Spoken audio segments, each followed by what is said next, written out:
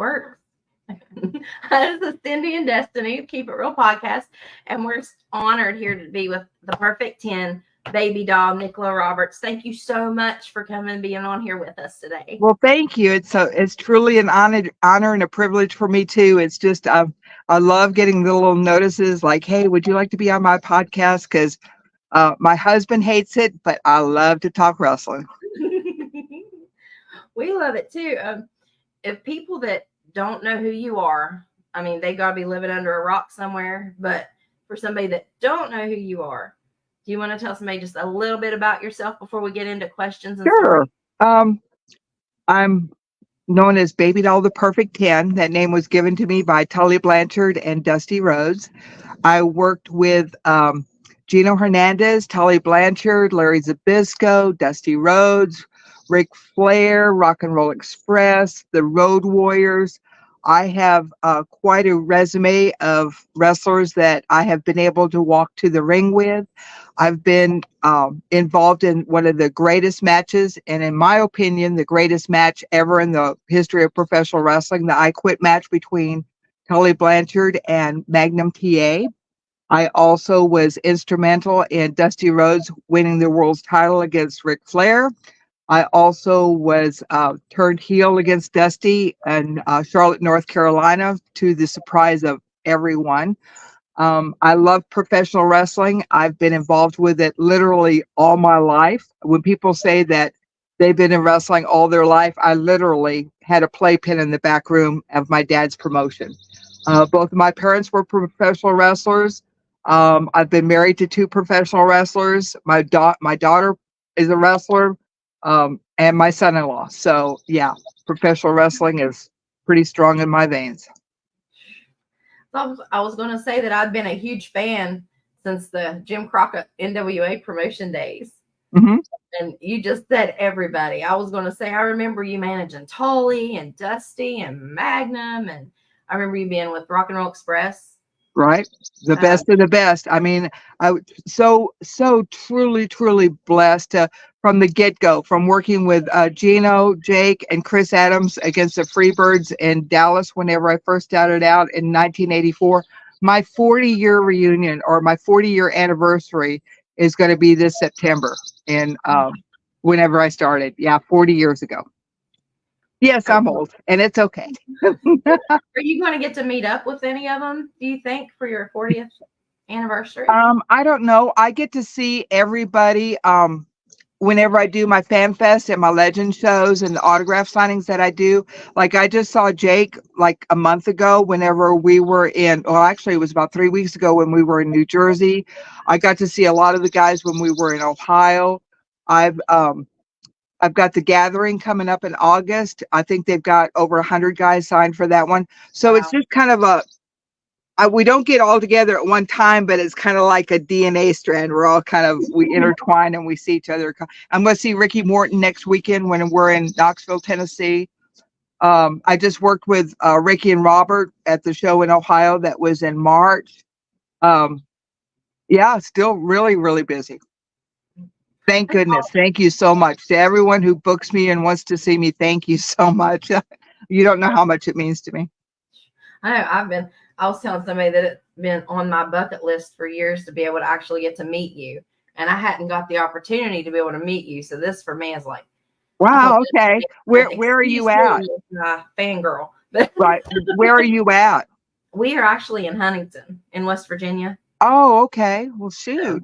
Well, I was in Charleston last summer. I think Gary Dameron's ASW shows. I'm up there a couple of times. So next time I'm up there, I'll hit you up and see if we can get you up there. Because Huntington's close to Charleston, right? Yeah. Mm-hmm. Okay. Yeah, I'll get up there. Gary has me up there about once every 2 years. That'd be fantastic. Yeah, definitely yes. Want to see you. And if you like wrestling, Gary Dameron's ASW is an amazing promotion. Just really, really, I mean, he's got I think he's got Dustin Rhodes. I'm trying to think of who all else he's got going up there. This Nick show on June the 1st, he's got big one up there. I can't remember who all is there, but I know that Dustin's up there, Dustin Rhodes, which is good. Supposed to be there too, Chavo Guerrero. Yes. And who else was it? Arn?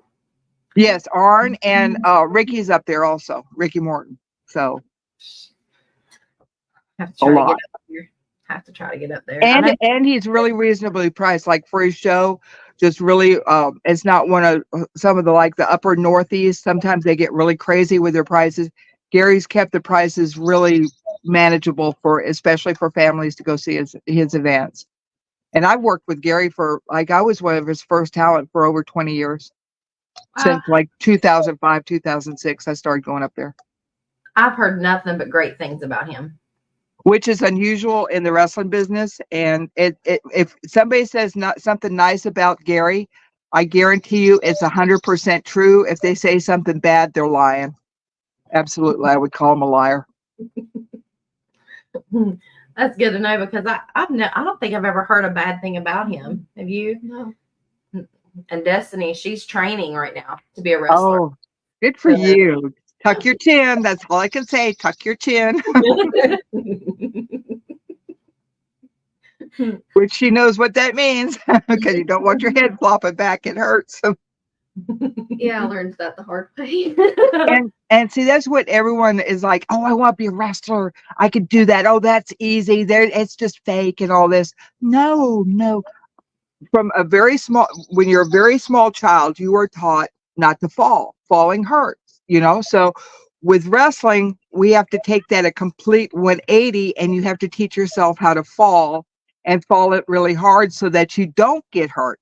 And everything in your brain that's already been hardwired, like don't fall, you got to like rewire it. And for some people, they want to be wrestlers so bad, but their brain will not let them. They won't let them take the bumps properly. They won't let them do the tumbles, everything. And no matter how hard you want to, if your brain doesn't allow it, you're not going to be able to. So How do it's you? rough. How would you suggest somebody tries to overcome that? Start slow. Don't be taking like big, huge stuff right off the bat. Start taking what happened with my daughter. They had her, especially doing tumbling, a lot of rolls, front forward rolls, backward rolls, just getting in control of your body. And then what they had her do was grab the second rope and fall back and do it that. Start small. Don't do these huge things right off the bat. Kind of take it in steps so that you can get into it. And the main thing, especially with my daughter, she got back into it as soon as she could. The first time that she got in the ring, I think she was like 14, and it was like one of those things because she traveled with me for 5 or 6 years, like doing my merch table. And we had come to the building early, and some guys were working out, and she was like, "Hey, do you think I could get in the ring?" And I was just like, okay." And she was so sore the next day. She couldn't even lift her head up off the pillow. It was just like, and she said, "Mom, when can I get in the ring again?" I knew she had it. I knew she had it because she knew, that that's what she wanted to do. So it's mainly over. If you can overcome that, that's your main. And I think more like the tumbles, like the front forward rolls and the back rolls, and learning, like how to move yourself in the body without taking the big bumps at first, I think really helps. Who's training you? Bobby Blaze is my main trainer. Okay. I have not heard of him, so I cannot judge, but I look forward to seeing you in the future. I do. Thank you. And also, if you start out like doing ballet work and managing so that you can kind of watch and be up at the ring more, I think that would help also. Just so that you get the timing and how to hear the crowd and react to the crowd. Because it's not so much what you do, it's what you don't do that they think you're going to do that you get the biggest pops off of. I've never heard that. I haven't either, but it makes That's sense. good. Yeah, it does make sense. It does. It really does. Because if you're going to hit someone and you rear back like this, and they want you to hit them so bad, and then they cut you off. Oh my gosh, you know what I'm saying? It's not exactly what you do; it's what you don't do that they think you're going to do. That's awesome. Baby doll quote 101. That's awesome, especially with you working heel and stuff. So Mm-hmm. that's fantastic. And it's like if you're working heel, like just the act of like going over to someone, like really like, ugh, take your time. If you think it's slow down. I think one of the things that's missing in the business today is everything is so fast that you don't actually see what's happening, and then you've got to watch the video to go, oh, that's what I saw. I like the old school where it's the buildup of it. It's almost like the old horror movies where you knew the bad guy was right here and was going to get him, and you know that he was going to get the girl, but how long did it take for him to get the girl was a buildup of the suspense of it. That's true. Yeah. That's true. You said a minute ago, I was reading some more about you. I had no idea. So I'm going to apologize. Sorry for my chickens, but one of my hens just laid and she is so happy with herself. So I'm sorry. And I have to admit, if I laid an egg every day, I'd be screaming too, like, yes. hey, they're girls. What do you expect? Exactly. I was reading about you. You mentioned it too. I was reading that you said you had been in wrestling your entire life. Your parents were promoters also. Yes. And you used to hand out flyers. Oh, I used to put up posters. I sold programs. I sold tickets. I sold concession. It was like, for me, my childhood was very blessed. It was a very hard childhood because I mean, my brother and I worked. We worked harder than any kids that I knew at the time because we worked with my dad's business. As soon as we could answer the phone and make sense, because people would call the 765-7070 number to find out what time wrestling was on, because it was kind of on a floating schedule on Saturdays, so that they would call and we'd tell them 12 o'clock or 2 o'clock or whatever time wrestling was on. And then when we got older, we could make reservations. People could actually reserve their ringside seats. As soon as we could make change, we were in the concession. And as soon as we could carry 4 folding chairs, we became part of the ring crew. So it was a graduated process. My mom and dad both wrestled, and they bought into the promotion in Lubbock in 1962. My mom sold tickets in the box office for 20 years probably. And then my dad, during the week, promoting was his job. And it wasn't like a part-time thing. That is what he did from Saturday to Wednesday, whenever the show was, because he wrote the program, he ordered the program. We had to get that off to the post office. We put out 67 window cards every Saturday morning. He bought concessions. He cleaned up the concessions. We also had all the whatever shows were at Fair Park Coliseum. He had bought into the rights so that he would have the concession for any event. So if there was a square dance or a wedding or a graduation or soccer games, we did all the concessions for that. It was a carny lifestyle without having to go up and down the road so much. We were kind of set right there. I sold countless numbers of programs. My brother worked in the concession and sold thousands and thousands of sodas and wrapped, I don't know how many, hundreds and hundreds of bags of popcorn. And it was a good life because I learned how to manage money. I learned how to read people. I learned how to promote myself through my dad's promotion. See, that's amazing. How old were you when you were able to finally first get in the ring? Well, setting up the ring, I was probably 11 or 12 because we had to be able to carry like the ring ropes and the corner posts, and those are really, really heavy. The ring, like now, people get in the ring and kind of play around, and it's ha ha ha fun. We never did that. That was such a big no-no. It was, Wow. we couldn't have gone in there and played because that was my dad's business and it was sacred, and no one got to play in his ring.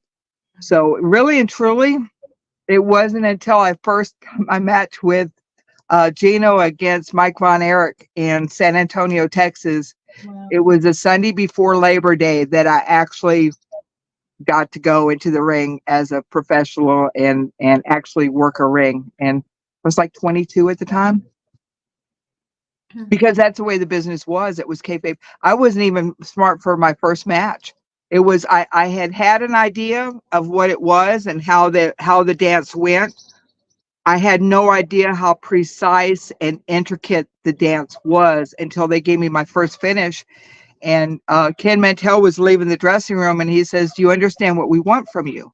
And he says, "You understand what we want you to do?" And I was like, "Yes, you want me to look like I'm big and bad and I can beat anybody's ass." And he said, "That's exactly what I want." Well, when they left, I'm like, "Oh my, that's how they do it." They had no idea they had smarted me up. That's how closed the business was at the time. And I never let them know that I didn't know. Was Wow. not about to let them know. No, you were just like, I'm here, and whether I know or not. I'm going to fake it because I want to be by Gino as bad as I want to be, and I want this, and this is fun, and let's see how long I can make this ride last. How did you end up getting with Gino to be his manager? It was Gino had worked for my dad for, I guess, since I was about 15, 16. He had come up through either the San Antonio office or the Dallas office. He had teamed with Tully quite a few times. They were the dynamic duo up there. I'm not sure who worked more, if Gino or Tully did. I think Gino worked more. But I had a huge crush on Gino since the time I was like 16, 17 years old. He was just dreamy. And then whenever I heard my parents talking that they were looking for a girl for Gino, because back in the day, you didn't have any intergender at all. There was no, if there was like a mixed tag, if the girls were wrestling and one girl tagged out, then both guys had to come in. It wasn't like she tagged out to the guy and then the guy went against the girl. It was either girls against girls or guys against guys. So when they had Sunshine working in Dallas for a little over a year, and she is phenomenal. I copied everything that she did because she had the face, and they actually called her face because she could sell the match, and she was so pretty. And but she had run into some addiction problems and was smart enough to get her to rehab. So it was going to be gone for a little bit. They had brought in Stay French, truck driving auntie, who beat truckers in the parking lot just for fun with an axe handle. So she was Gino's nemesis at the time, but because Gino couldn't actually like lay his hands on her, they needed to get a girl to help Gino out. So I'm hearing this, my parents talk about it, and it went off in my head. That's for me. I can do that. That's exactly what I want to do. My dad had the old timey like black book. I stole his black book. I went down to a boyfriend's house and was using his phone because I didn't want the phone call showing up on my dad's phone bill. So I went down to a boyfriend's house and used his phone, and I called the sportatorium number and had no idea who was going to answer, had no idea what it was going to say, just fingers crossed, roll the dice, let's see what happens. And David Manning answered the phone. And so David and I knew each other for forever because I used to sell Von Erich merchandise, and David was in charge of that. So if I needed more pictures or more t-shirts or whatever, I would contact David and he would send it up, and then I would send the money back to Dallas. So we already had, a relationship, and then he'd come up and refereed for my dad for years. And I gave him the idea of it. He says, I love it. I absolutely love the idea. He said, but we have to run it by Fritz. And he said, we just happened to, he says, I'm going upstairs right now for a meeting with Vince or with Fritz right now. And he said, I'll run it by him. And he says, I'll give you a call in a little bit. About 45 minutes later, he calls back and he's all excited. He said, Fritz absolutely loves the idea. You're exactly the idea of what they have in mind. And that's where it went, just making one phone call and being what they want. And it worked out from there. And then about, I guess it was 3 weeks later, I started and started in San Antonio, Texas was my first show. Wow. 'Cause that one phone call. That was it. That was it. And just being what they wanted, and just they had the idea of what they wanted. I was just the missing piece of that idea, and it worked. It totally worked because Sunshine got through her rehab. She came in for the Cotton Bowl show. She flew in on the helicopter. She had the beautiful pink sparkly dress on. I think it was pink. No, it might have been green. The pink was reunion. Had the dress on, came out. She just looked absolutely wonderful, and she took the ball and ran with it from there, and did several more years in Dallas after that. And it was all just, it's all meant to be sometimes. It's just what's in the cards and what gets played. Yeah, yeah. And look at you now, all the amazing people that you got to work with after that. Right. Yes. It's the best part, I think, of Dallas was the very first professional thing that I did with the Dallas office as Andrea. Was I had to go to TV on Friday morning to do promos for the first time. And I was walking up there, and Jake Roberts opened the door for me. And I think that that's so apropos that, Jake the Snake Roberts opened the door to my future in wrestling. Pretty cool, because we both started like the same time. Yeah. Yeah. I always liked Jake. Jake's cool. Jake is, I was very fortunate that I got to take a lot of road trips with him and just get the psychology of being a heel, because Jake taught me how to be a heel. I only made one road trip with Gino. The rest of the time I was either by myself or with Jake, or maybe riding with a referee. But Jake taught me so much of how to slow down and how to look at people, and just the walk out to the ring means so much. And it was meant to be. And who would think that like a year and a half later he would be my brother-in-law? I bet you didn't think that, did you? Had no clue. And even when I was in Crockett and he had called me, and I think I was in Atlantic City, and I was talking to him, and he says, "Hey, you need to talk to my little brother." He says, "He's a really good guy, and you guys are about the same age, and who knows, you might hit it off." And I was like, "Oh, okay." And then I saw Sam at the time, and he's kind of immature and just this tall, lanky kid. And he was like, "Hey, Jake told me to tell you hello." And that was like in passing, and that was it. And that was probably April of '85. Well, then in July of '85 is when we had the Great American Bash, where Tully lost me to Dusty for the 30 days. Well, during that 30 days, Magnum had a 2-seater car, and Dusty had the 2-seater Mercedes or the pickup, and there was no room for Baby Doll. So Dusty didn't want me riding by myself, so he put me with Sam. And during that 30 days, Sam and I just hit it off. And it was just like the very end of the 30 days, we had our first kiss, and then we got married a year to the day of our first kiss in '86. So Wow. yeah, it's kind of cool. Oh, that's And then very they cool. were so mad when they found out that Sam and I were dating, and it was just like, dudes, you were the ones that put us together. You created this.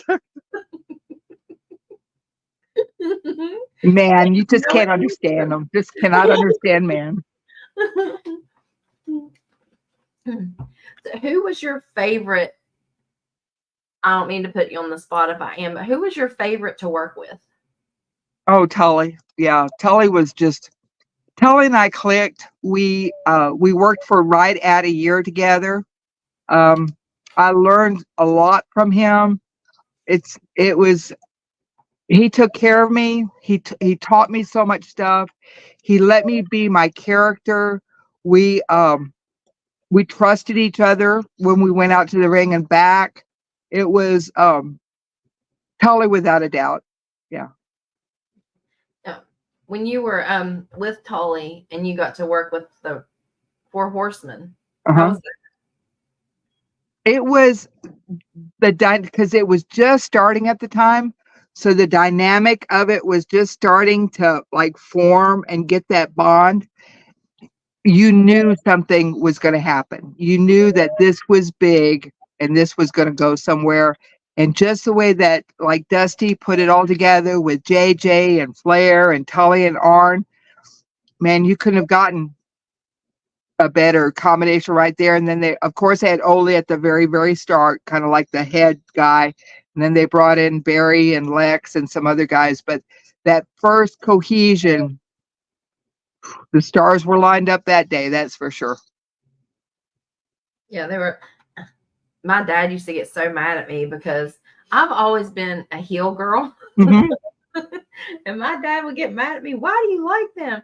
But yeah, like Ric Flair, he was one of my favorites. I know he was dirty, but Yeah, yeah, but he was Flair, and he's so different from everybody else that you know, and it's like, well, it's like the Pizza Gate thing that they just had down in Florida, where Flair was obviously intoxicated and was upset with whatever service he was getting, and that people were, I can't believe he's acting like that, and it's like that's Flair. I mean, how are you going to get upset at Flair for being Flair? You know, so oh well, that's who he is.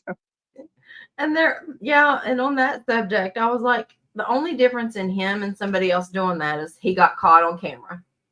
True. And Ric Flair. True. So it made it 10 times worse because of his name. Exactly. And to me, it's like, if you're dealing with someone intoxicated, why are you dealing with someone like you're just asking for disaster because they're not going to listen to you. They're not going to be reasonable. They're not going to like common sense is not always going to kick into, oh, I'm sorry, I'm being an ass. I better go. No, it's just better like here. We're sorry that something happened. Can you give us a call tomorrow? We'll be happy to take or just take it somewhere else in front of everybody. You know, hey, listen, can we contact you tomorrow? We'll get this taken care of. We're very sorry, you know, and just get them out of there so that they can figure out what to do outside of your establish rather than letting it increase and get worse and worse and worse. That was one of the things that I could have done at that time was like, hey, we need to go. We got things to do, and then get them out of there, and then you can kind of refocus their direction. But yeah, you never win an argument with someone who's intoxicated. You never do. No, not at all. Have you ever had a argument with him that when he was intoxicated?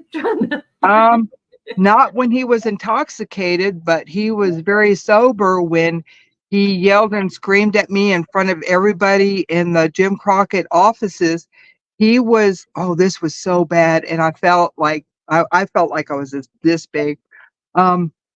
He was dating a girl that was either actually Miss Nebraska or running for Miss Nebraska, and she was beautiful. I mean, she looked like she was a beauty queen. But he was married to Beth at the time, which Beth is the mother to Charlotte and Reed.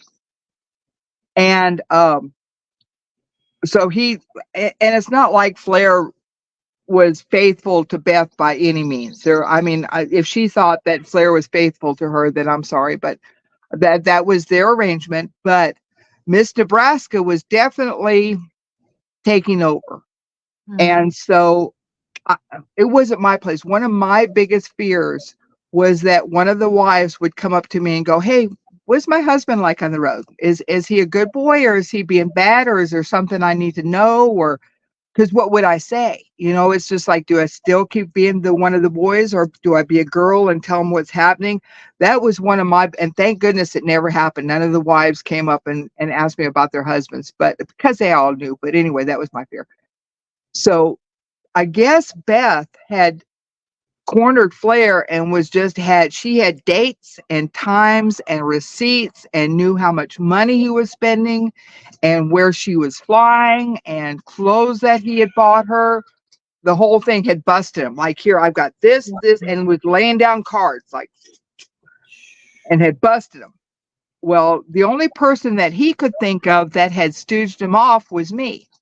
Well, I knew better. I wasn't going to say a word to nobody. So here he is yelling at me like, who do you think you are?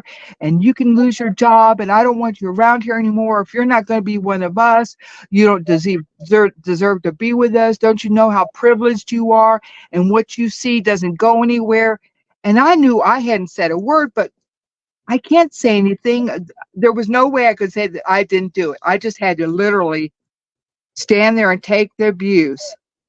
while everybody was just like owls because they're wondering what's going to happen next because they knew me, they knew Flair, they knew that this could, and I didn't say a word. It was just like, turned out it was his mother. Flair's mother had contacted Beth and Oh. had said that, hey, this girl has come into his life. This isn't like all the other ones. This is one you need to watch out for. You need to take, if you want to be his wife, you need to take care of this girl. And so Beth, just, she didn't say I told her, but then he found out later that it was his mom that had actually told on him instead of me. And then I got kind of I'm sorry. And it wasn't in front of everybody. It was kind of off to the side and it was just us, but he did apologize and it was good because he knew. I think he knew in his heart of hearts that I couldn't have done it, but he didn't know anybody else that could have done it. And then he never thought that it would have been his mom, but it was. So, oh well. But yeah, he stayed married to Beth for a long time after that. And Miss Nebraska hit the road. So it's good. She was probably like, no, this is too much. I'm out. Right. It does for all of them. It gets to be too much. Like the Flair's just, there's no one else like him. I've never seen anyone with the physical and mental stamina that he has. Cause he literally, there were so many times that I saw him drinking in the bar till like 2, 3 o'clock in the morning, and I had to leave or I was already, I knew he was up there that time, but then he'd be down at the lobby, 5 o'clock, 5:30 with his cup of coffee and a styrofoam cup, eating a tuna fish sandwich, dancing with the lady behind the counter, the counter that checked us in, waiting for the van to go to the airport. Wow. That was him. That was him. Oh, I hope to get to meet him one day too. Whatever you see on TV, that is Flair. That he will not disappoint you. I guarantee you. So he's the same on TV and behind the scenes. He's A lot of us are. I am not by any means, but yeah, Flair, Tolly, Gino, Jake. Yeah, I think you just have that persona, and then you're in front of the camera. It just comes out even more. With me, Baby Doll's a character. I'm more like a farm girl. I like my chickens and my flowers, and I like to cook. And then to become Baby Doll is like a total 180, and I love it because I love the character.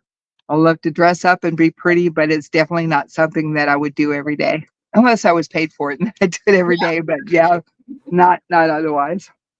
Too much work. Did you have people to help you then? Like, were there like your costumes, makeup? Oh no. The first time I ever got my makeup done was last year for an NWA show, and they were like, "You need to do makeup," and I was like, "No, I can do this myself."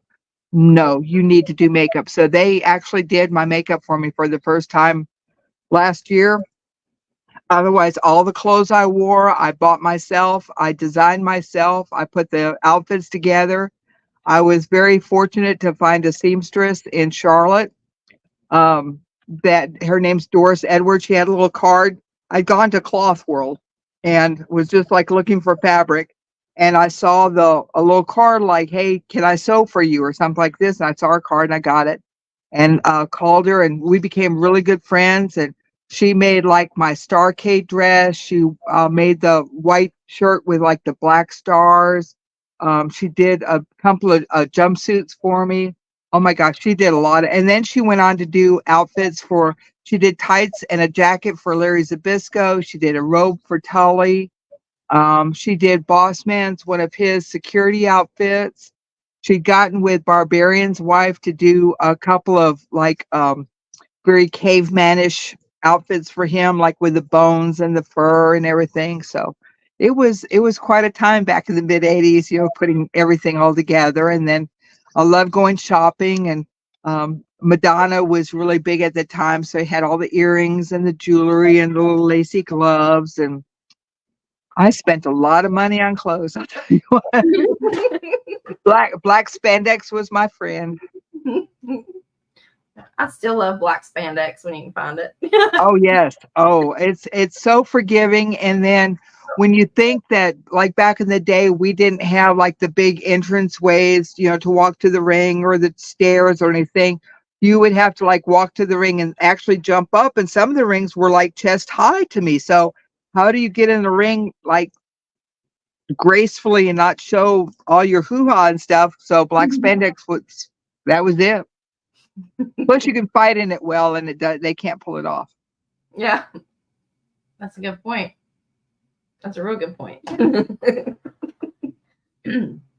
Yeah, I told you one of the reasons I was so excited about this interview is not just because you're a baby doll, but you were one of my very favorites. There was you first, then there was Missy Hyatt, and then there was Miss Elizabeth.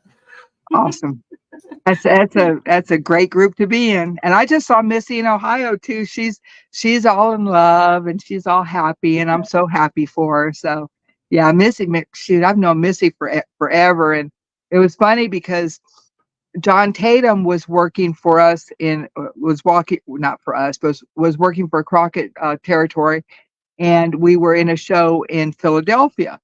And Tully and I were on early, like maybe second or third match. Well, when we came back, Tully had gotten like fantastic heat. Like people were so mad at us. We were fought our way back. And I remember walking past Tatum, and Tatum was like, "I'm going to get me one of those." And I didn't think like, what's he talking about? Because I'd known Tatum from like Dallas. And so a couple months later, here he shows up in Dallas with Missy Hyatt. As soon as he left the show in Philadelphia, he drove down to Atlanta, picked up Missy, and they went to Dallas, and they started Dallas Territory after that. So yeah, he got the idea of Missy through me. So Yeah. Wow. Pretty cool. That is cool. That's cool. And it's awesome too that you two get along. Oh yeah. How can you not like, well, I can say, how can you not like Missy? I mean, especially like Missy's very snarky and very straightforward, and she'll tell you where the cow ate the cabbage for sure. But she's always been a really good friend of mine. I've known her personally since she was married to Eddie Gilbert, and we lived like 2 blocks from each other when we lived in Euless, Texas, which is like north of Dallas up by DFW Airport. And they came over to eat a couple of times. I even went to her wedding. They had a Halloween party, and they invited everybody, and it turned out that was their wedding. So I actually went to the wedding of Missy Hyatt and Eddie without knowing about it until he actually got there, that, oh, this is a wedding.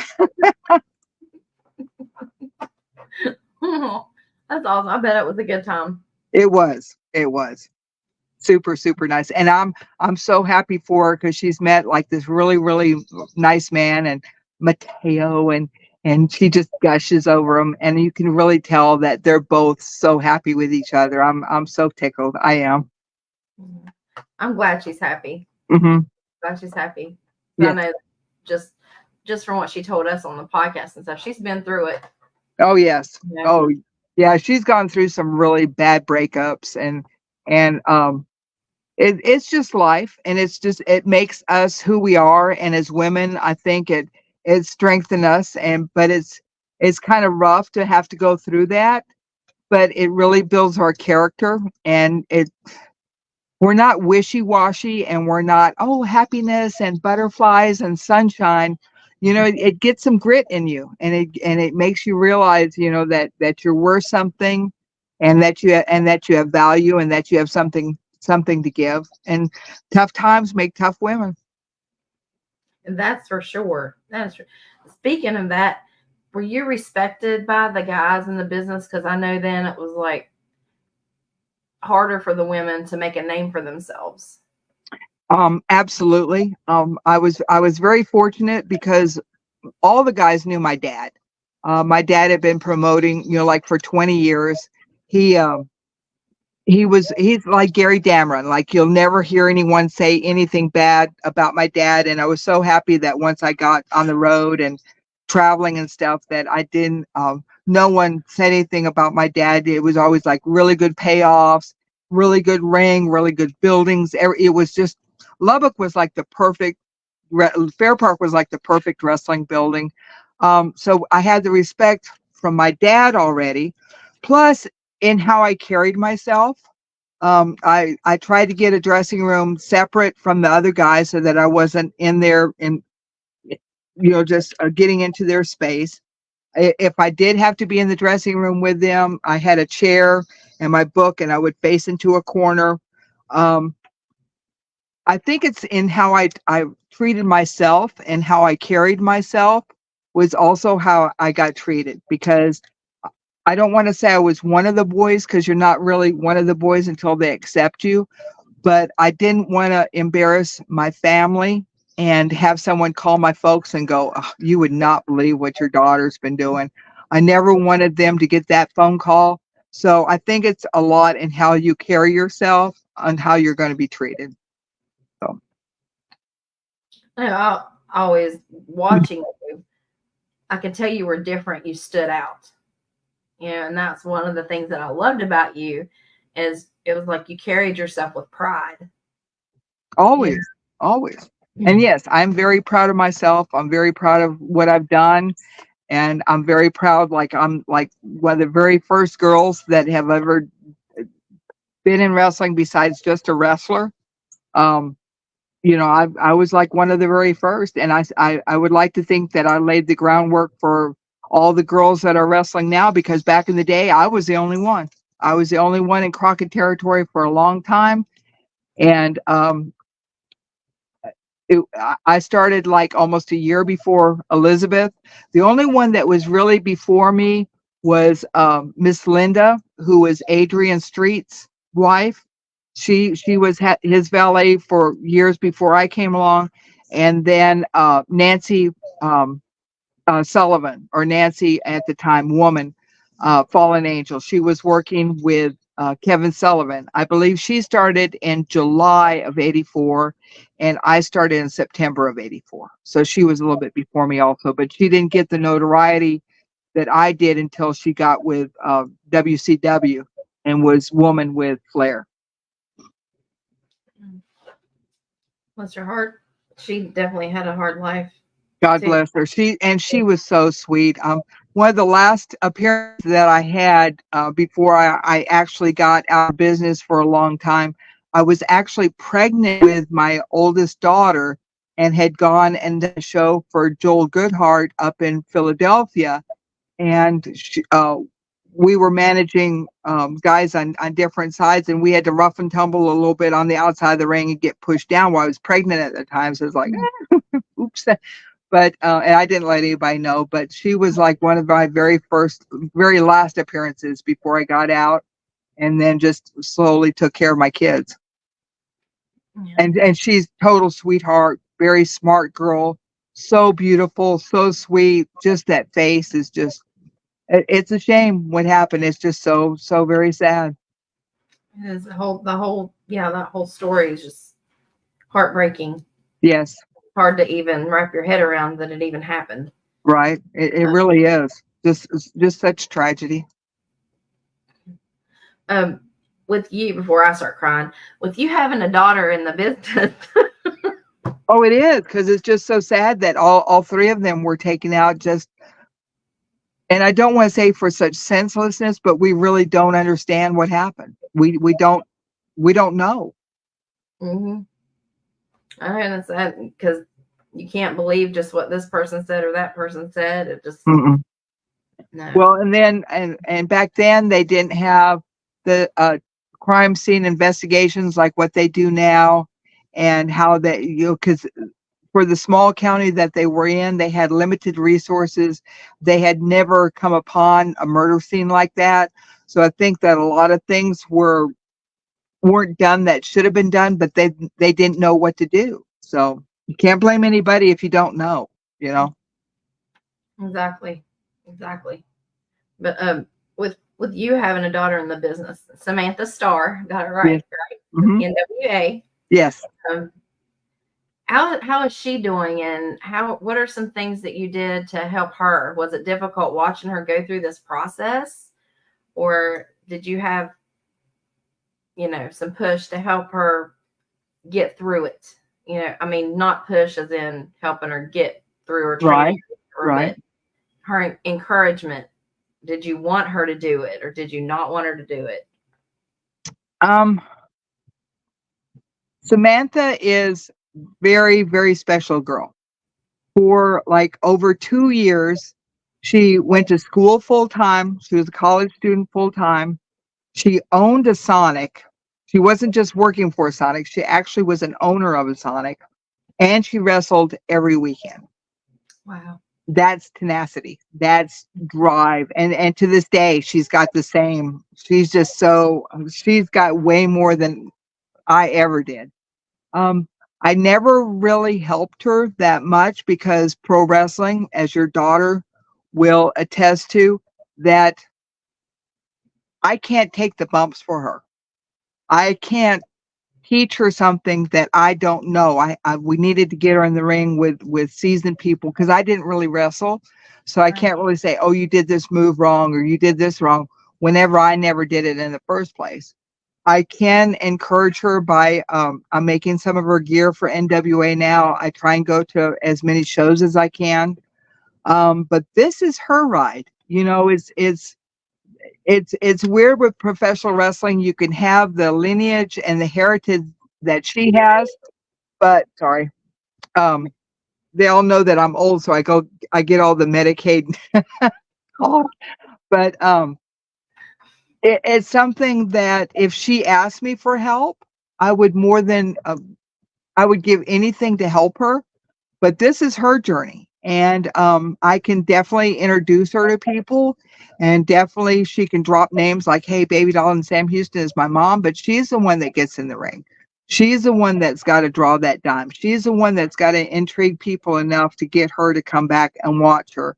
And she's done it. I mean, it's just been a phenomenal journey for her. And now that she's with NWA and working like with them steadily, and Billy Corgan has really taken a shine to her. And um, I'm really looking forward to seeing what this year or two really brings for her, because now she's in a spot she can really get pushed and do some traveling and find out what it was like, like in my shoes, because they just went to Texas, and I think that they had to. She lives down by Miami in Fort Lauderdale area, so she had to take the flight from like southern Florida to Texas, hit Dallas, take the hour-long um, flight to, or hour-long Uber to Forney, then work the Crockett Cup in Forney, then go hit Whataburger on the way back to the hotel, be in the hotel for like 3 hours, and have to take the Uber back to the airport, and then go, take the whatever 4-hour flight back to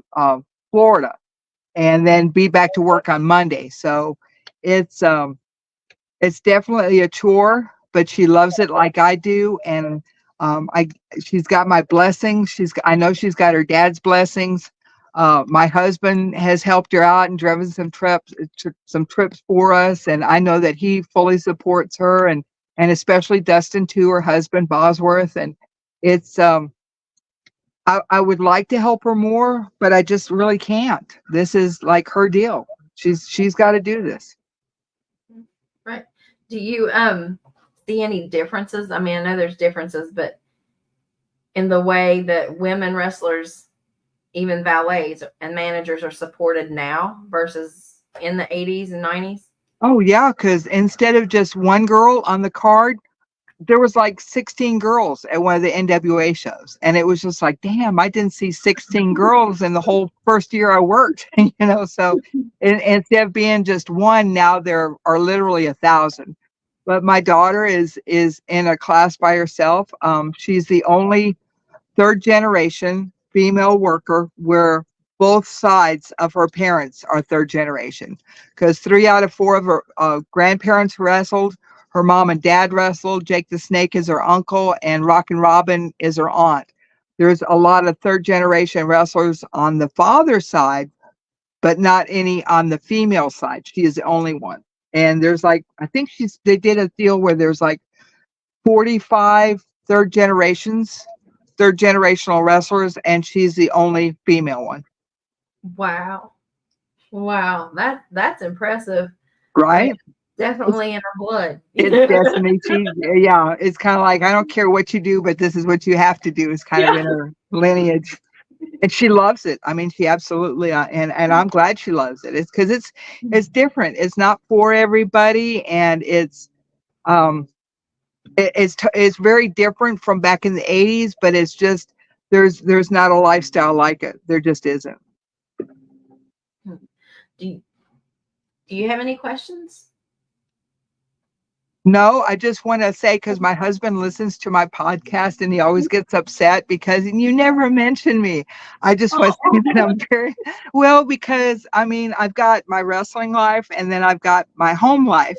And my husband, even though he wrestled, he kind of knows what all of this is about, and it's just kind of funny because you can see like the little boy comes out of him because I know he feels left out. But if it wasn't for him, a lot of this wouldn't be taking place. And we've got a beautiful home, and now I'm like a mom again to a 9-year-old, and he's made it possible for me to have chickens and land, and it's really cool, and I just for once, and I'm sorry I should say this more often, but thank you, Chad. It's really cool. I appreciate everything, and I love you because I Awesome. know he'll listen, and maybe that'll make him smile because I mean it.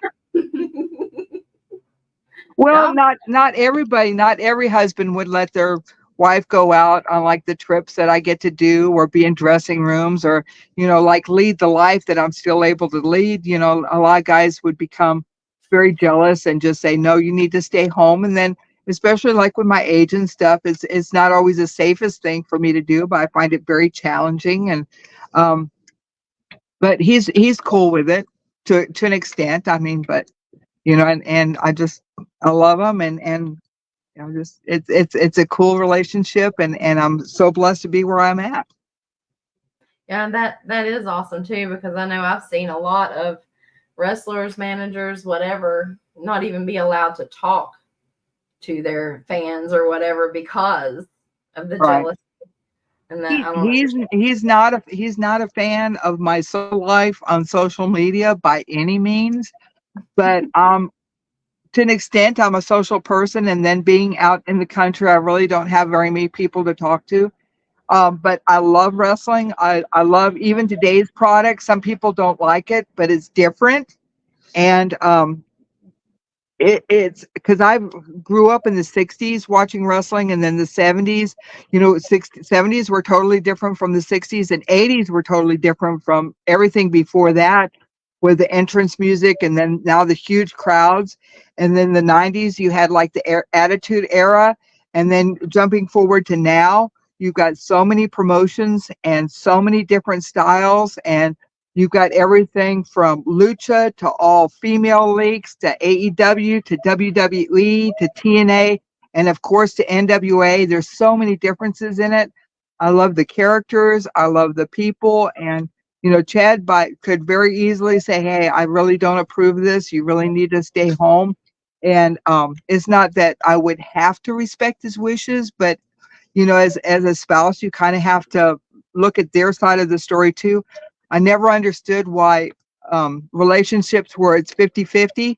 No, it's 100% on each part. I can't just go, oh, I'm just going to give you half. That's all you get. No, you have to, it's 100% on both parts. Mhm. So I try and I'm not the best housekeeper in the world, but I'm a damn good cook. And I think that makes up for it.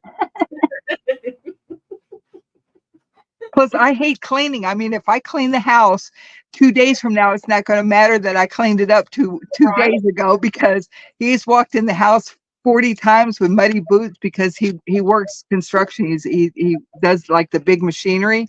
So he comes home and he's got dirt up to his knees and he's got grease up to his elbows. And some days he comes home and he's covered in hornet stings and it's just always something. But and then we've got a 9-year-old who of course is in and out of the house a gazillion times every day. And it's just different, but we've got a good relationship. It's good.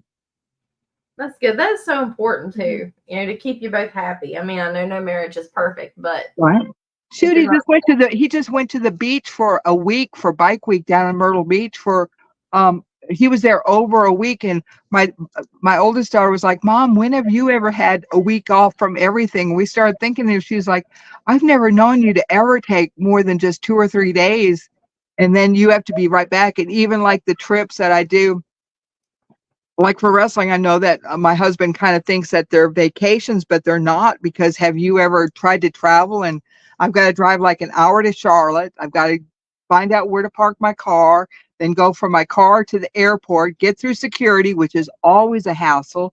Then you have to then walk the mile to the gate. Then hopefully they don't change your gate.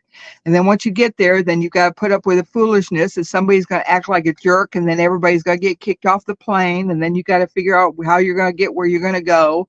And then once you get there, then you got to get to the hotel, and then once you get to the hotel, then you got to find something to eat.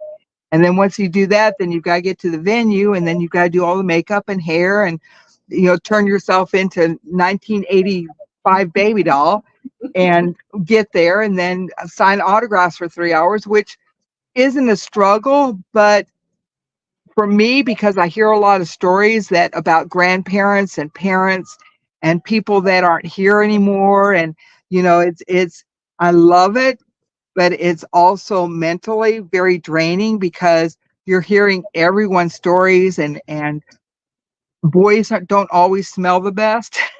So you go back to the hotel, it's like, oh, I smell like sweat and boys, and Yeah. then you've gotta kind of come down from that and then hit the airport and go back. So it's not happy fun time. It's not like I'm laying by the pool enjoying a cocktail. I'm trying to hustle and sell a picture. And it was funny because my little boy Ryder, and he's not my little boy, but anyway, I call him my little boy, for Mother's Day, he gave me how they do the little projects in school.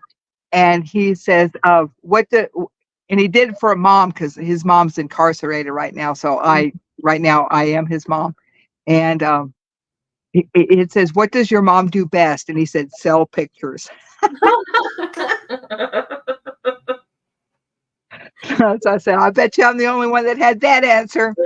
And it was funny because I carry a pistol in my purse all the time. And I was just like, don't you tell anyone what's in my purse, because I don't want it. Now I say I don't want everybody to know, but now everybody knows.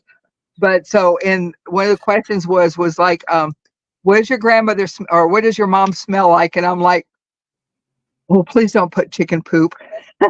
But he put strawberry, which that was good. And then it says, what's in your mom's purse? And he says, I don't know. So it's like, Good answer. good answer.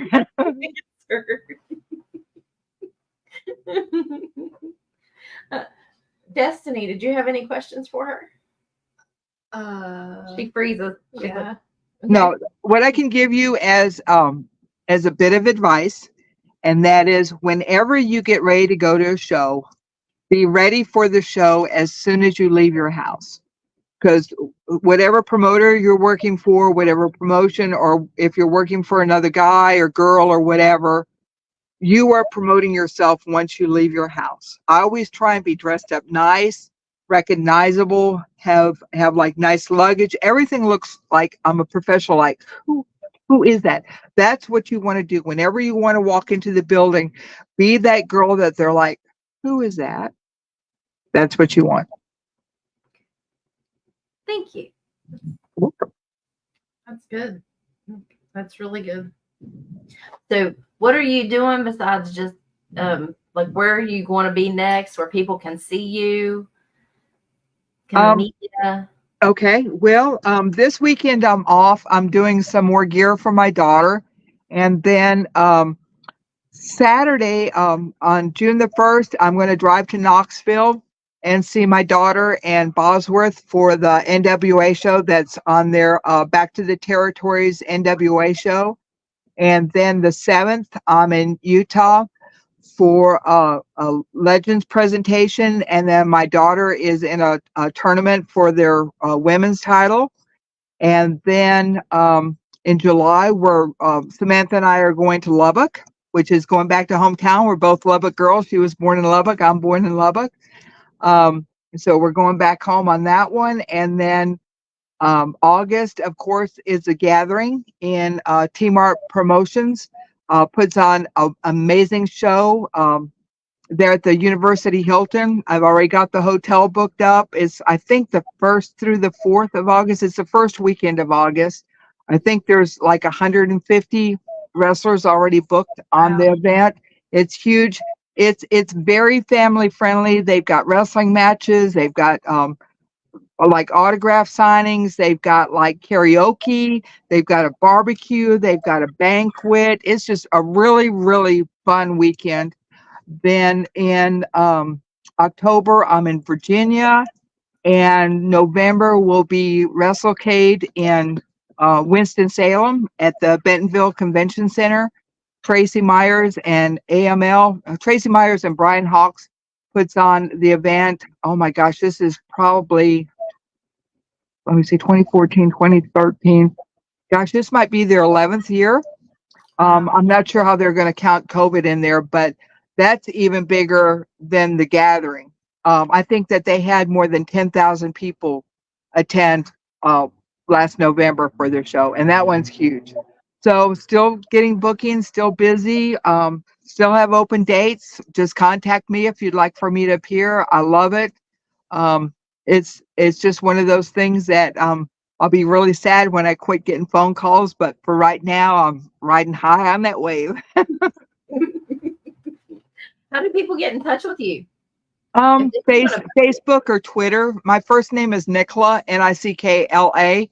If you just Google search that, all my social media comes up. If you'll message me or DM me or PM me or whatever the kids put it, I'm pretty easy to get a hold of. Okay. Well, you can find out. You contacted someone that knew someone, and I contacted you right back. So Yep, sure did really quick too, and I appreciate that. I'm not hiding. I'm out there. Like, do you still sell? Like, is there a way for people online to sell, to buy your merch, pictures? Right. I've got I'm hopefully getting some t-shirts made. I've got a couple of my slam buddies left. They went really well. And then if you guys want pictures, I still keep them at $10. I like the 10 going with the perfect 10.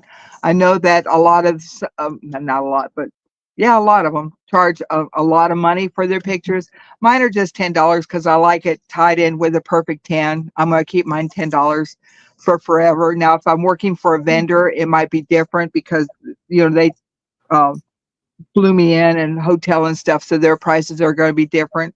But yeah, hit me up. I'll be happy to sign a picture for you, talk to you. It'll be cool. That'd be awesome. Yes, for sure. Yeah, we want to get to see you in person. So, well, sounds like a good hopefully Gary will hear this and get me booked on his next bash show. So it'll be good. I was there last year, so he skipped this year, so probably next year because he tries to keep everything rotated and new talent in. Yeah.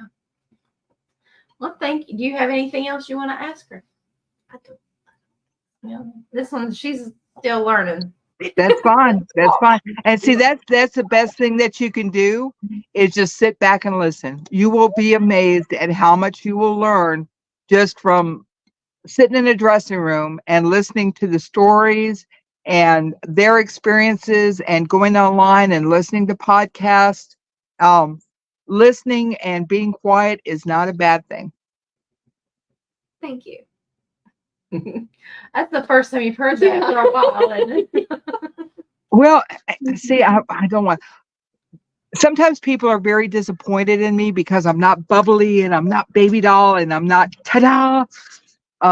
The first time that my husband and I went out to eat with one of his friends, they were like, "Oh, tell us stories," and then they're like disappointed because I'm not baby doll, and it's just like, well, you're not like you are on TV, and it's I'm eating tacos, okay?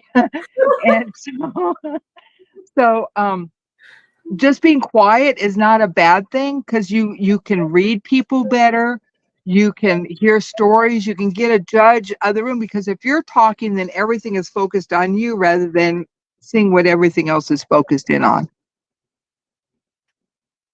It's good. Good. Yeah. Thank you so much. And I like the blue in your hair. My daughter had the blue in her hair for like forever until I think Sonic made her like bleach it out because it went against policy at that time.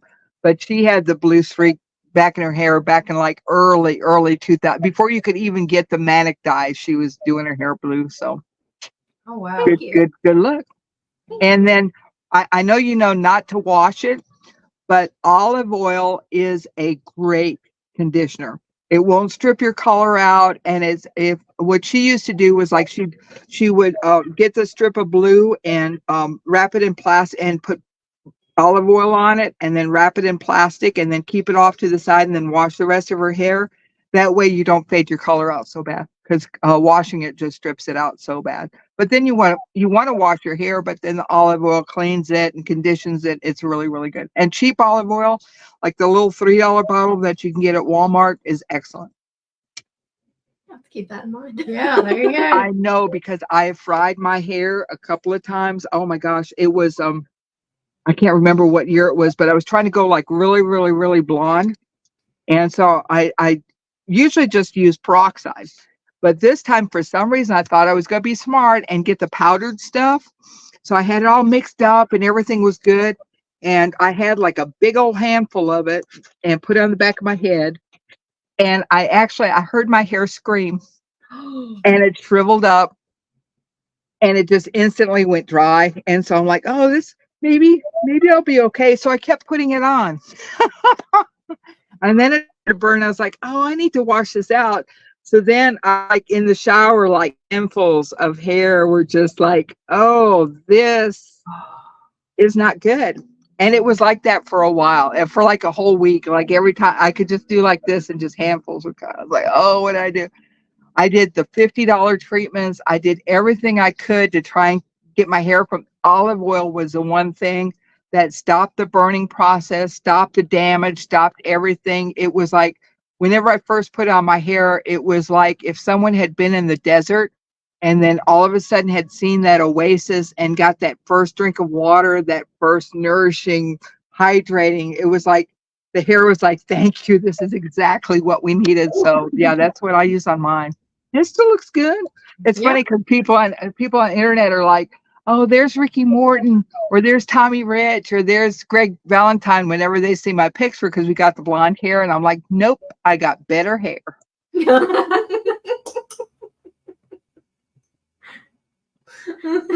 That's great. That's great. Have you seen Tommy lately? I saw him in, where did I see Tommy? Oh, in Ohio. I've seen him a couple of times this year because he's living right down in Myrtle Beach. So I see him several times. I think the last time I saw him was in March. And then I'll see him again probably at the gathering in August. I see him often. He's doing so good. I met his wife. She's so nice and so pretty. And he loves the business. He and Ricky Morton, when they get together, oh my Lord, it's so funny. It's just they're characters. I love them. They are two that I have got to meet. And I love Tommy. Every time I see him, gives me a big old hug, and you know it's sincere. That's the whole thing, is that whatever you see Tommy Rich, you know that he's the most sincere guy, and whatever he says is from his heart. Yeah, I get that from him. I get that. He's awesome. Love him. Yes. He was who made me first, because I started watching wrestling with my dad. Right. And Tommy Rich was the first one that just like, oh, I want to watch it forever now. See, for me, it was Terry Funk. Terry Funk, I got to see some of his very first matches, and Terry was the one that hooked me, and I was done. That was it. Yeah, I told Tommy the story. The first time I ever got to see him live, he was wrestling Ric Flair in a little community center, right, in Wilmette, West Virginia. And Ric Flair, he was just being Ric Flair and using things for weapons, you know. I ran around that whole community center picking up corn dog sticks and threw them in the trash. So he couldn't use it on. That's awesome. That's awesome. Yeah. Love that. I see, that's why I love this, because you get all the little stories. I will close this, the most heartfelt story. And this was this was Gary's show last year. I'm signing autographs, and this older man comes up. And he was like, do you remember me? And I'm like, oh, no, I really don't. I'm sorry. And he said, years ago, you and your daughter were up here. And he says, you were signing autographs. He says, I had a friend of mine. And he said he fell in love with you. And he says he was off to the side trying to figure out if he had enough money to buy one of your pictures.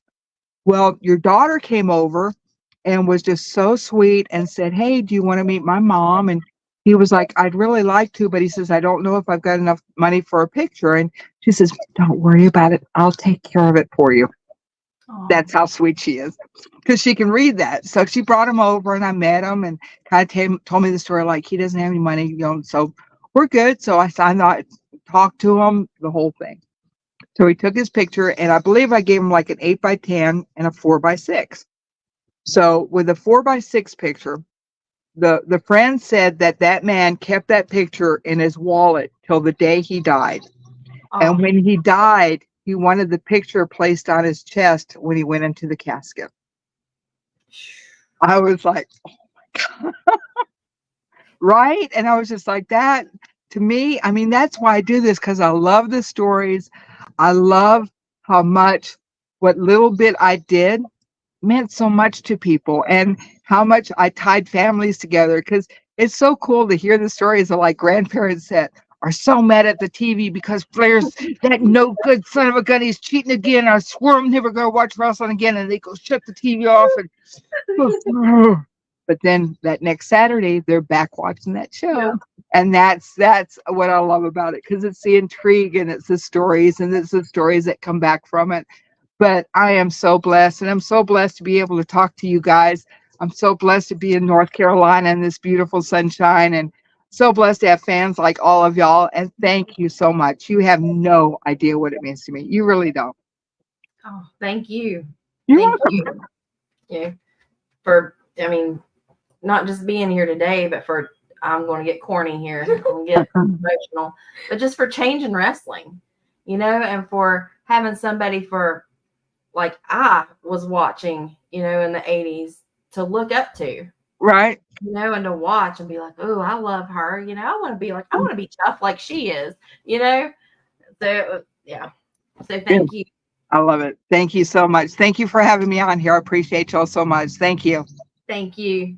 Yeah. Bye, y'all. Thank you.